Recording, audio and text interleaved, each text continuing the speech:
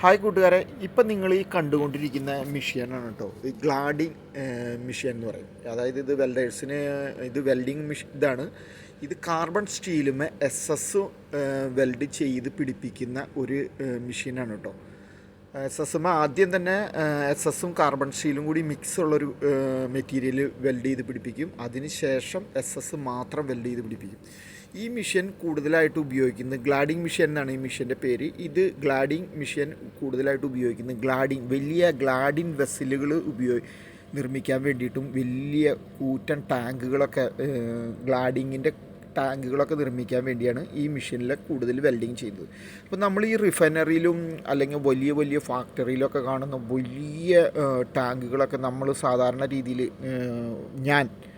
ഒരുവിധ ആൾക്കാർ അങ്ങനെയാണെന്ന് തോന്നുന്നു. പലർക്കും ചിലപ്പോൾ അറിയായിരിക്കാം, പക്ഷേ ഒരുപാട് പേർക്ക് അറിയില്ല എന്നാണ് എൻ്റെ ഒരു ധാരണ.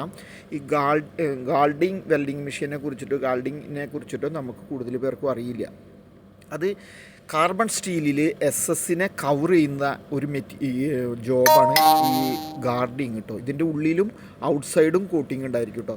ഇതിപ്പോൾ വലിയ വെസൽ പണിയാൻ വേണ്ടി വെച്ചിരിക്കുന്ന ഒരു പ്ലേറ്റാണ്. ഇതിൻ്റെ മേളിൽ ഒരു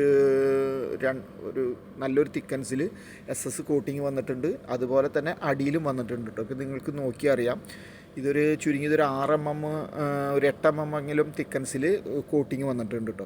അപ്പോൾ എനിക്ക് ഈ ജോബിനെ കുറിച്ച് തീരെ അറിയില്ലായിരുന്നു. ഞാൻ ഇവിടെ വന്നതിന് ശേഷമാണ്, ഈ ഖത്തറിൽ കുവൈറ്റിൽ വന്നതിന് ശേഷമാണ് ഞാൻ ഈ ജോബിനെ കുറിച്ച് അറിയുന്നത്.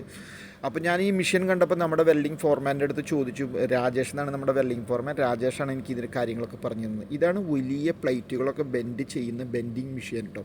ഇത്തരം ബെൻഡിങ് മെഷീനിൽ പ്ലേറ്റുകളൊക്കെ ബെൻഡ് ചെയ്തിട്ടാണ് വെസലുകളും ടാങ്കുകളൊക്കെ നിർമ്മിക്കുന്നത് കേട്ടോ. അപ്പോൾ വെൽഡിങ് ഇൻഫർമേഷനായ വീഡിയോകളുമായിട്ട് നമ്മൾ വരുന്നതാണ്. നിങ്ങൾക്ക് എന്തെങ്കിലും വെൽഡിങ്ങിനെ കുറിച്ച് സംശയങ്ങളുണ്ടെങ്കിൽ എന്നോട് ചോദിക്കാം. എനിക്കറിയാത്ത കാര്യങ്ങളാണെങ്കിൽ ഞാൻ അറിയാവുന്നവരോട് ചോദിച്ച് ഞാൻ നിങ്ങൾക്ക് റിപ്ലൈ തരുന്നതായിരിക്കും കേട്ടോ. അപ്പോൾ എൻ്റെ വീഡിയോ സപ്പോർട്ട് ചെയ്യുക.